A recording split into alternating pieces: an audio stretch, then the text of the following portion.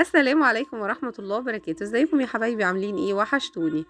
النهارده هعمل لكم وصفة الخشاف المصري. وايه هو الخشاف؟ ناس كتير سألتني، اخواتنا المغربيين ناس كتير سألتني ايه هو الخشاف والخشاف ده بتعملوه بايه ومشهور قوي عندكم في مصر واحنا عايزين نعرف. فالمهم الخشاف ده زي كأنه كوكتيل او مشروب، يعني بناكله ونشربه في رمضان، لان هو بيتاكل ويتشرب الاتنين مع بعض زي الكوكتيل كده. وبنعمله دايما في رمضان عشان هو فوائده كبيرة قوي ومفيد جدا وفيه قيمة غذائية عالية. طيب هو كله بيبقى فروتة سكة، يعني فروتة مجففة. بيبقى مشمش وبرقوق وتين وتمر، دي الفواكه المجففة. طيب الفواكه المجففة دي هنا اسمها ايه بالإيطالي؟ هنا البرونيا سكة، وهنا البيكوكا سكة، وفيكو سيكو اللي هو التين، والتمر اللي هو داتري. طيب لو انت لقيتي كمان التمر اللي هو البلح اللي هو الناشف، بيبقى موجود دايما عند اخواتنا الجزارة بتوع المحلات المغربيين، بيبقى موجود التمر الناشف، يا ريت اللي هو البلح الناشف يعني، يا ريت بيبقى، لان الوصفة الأصلية بتتعمل بالبلح الناشف. بس انا الصراحة كنت جبت اللي هو التمر الطري ده واستخدمته في كلا الحالات، يعني بتستخدميه عادي. القراصية اللي هي البرقوق بتفتحيها وتشيلي البذرة بتاعتها وتقطعيها 2، والمشمش بتقطعيه 2، اما التين بتقطعيه على 4، لان الكلام ده كله بينفش معانا. تجيبي حلة وتحطي فيها كوباية او كوباية ونص مية على حسب كمية الخشاف اللي انت هتعمليها، ونسمي بسم الله الرحمن الرحيم ونعمل مع بعض الخشاف. مش هياخد معانا ثواني.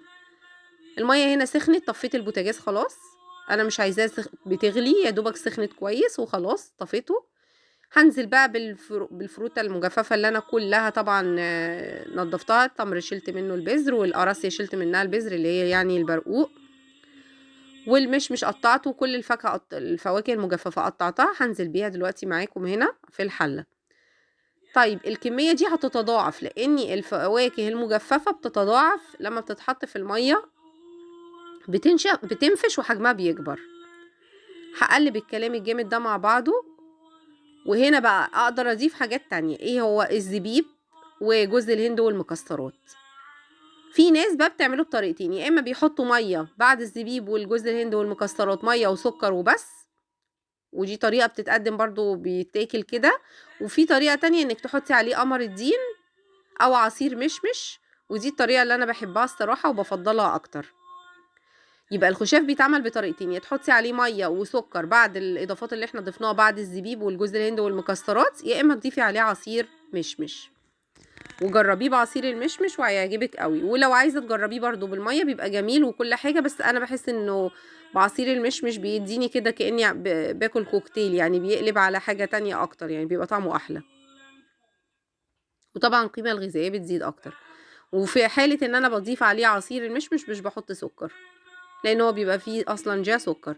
وعلى فكره في قمر الدين بيتباع هنا برضو، القمر الدين لو عايزه تعمليه ممكن تحطي برضو قمر الدين وفي ميه سخنه وتفككيه فيها، وبعد كده ايه تضربيه بالهاند بلندر وتنزلي بيه بس. طبعا انا اختصارا لكل الخطوات دي هحط عصير مشمش. هنا عصير المشمش طعمه زي قمر الدين بالظبط، وبيبقى طعمه روعه وجميل جدا.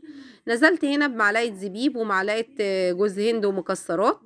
والزبيب لو انت هتعملي كميه كبيره وهتدخليها التلاجة كذا يوم، بعد 3 ايام لو في زبيب ما ينفعش تاكليه، لان الزبيب بيتفاعل مع التمر والشيوخ اقروا ان هو كده بيتخمر وما ينفعش طبعا تاكليه. فانت لو هتعمليه لمده النهارده بس عادي، لمده يومين مفيش مشكله. فوق اليومين ما ينفعش تحطي بقى زبيب. لو هتعملي كميه كبيره وتشيليها في التلاجة تاخدي منها كده كل يوم حبه، ما تحطيش زبيب. لو انت هتعملي كميه تاكليها على يوم او يومين حطي زبيب، وطبعا الزبيب بيزود ايه القيمه الغذائيه. يبقى كده احنا متفقين على الكلام ده. ودلوقتي انا هنزل بعصير المشمش. طبعا انا الكميه دي عندي هناكلها النهارده، او مثلا مصيمه هيبقى لحد تاني يوم، فانا حطيت زبيب. لو انا هعمل كميه كبيره ما بحطش زبيب، لكن طبعا الزبيب بيدي طعم حلو. لو هتعملي فوري كده اليوم او يومين بيبقى طعمه احلى كمان. دلوقتي انا هنزل بعصير المشمش،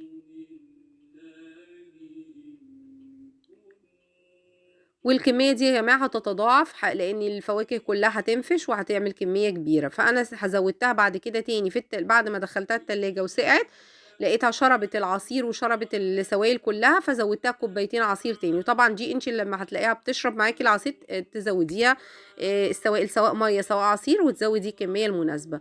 وطبعا ما حطيتش سكر عشان عصير المشمش فيه سكر. وهنا ده احلى طبق خشاف ممكن تاكليه، مفيد قوي. ممكن تفطري بيه يعني بعد ما تبلي ريقك على التمر والميه ممكن او اللبن، بعد كده تاكليه. مفيد ومغذي. ممكن تاكليه بعد الفطار، ساعات بتاكليه قبل الفطار، في ناس بتاكله قبل الفطار عادي تبلي ريقها عليه، وفي ناس بتاكله بعد الفطار.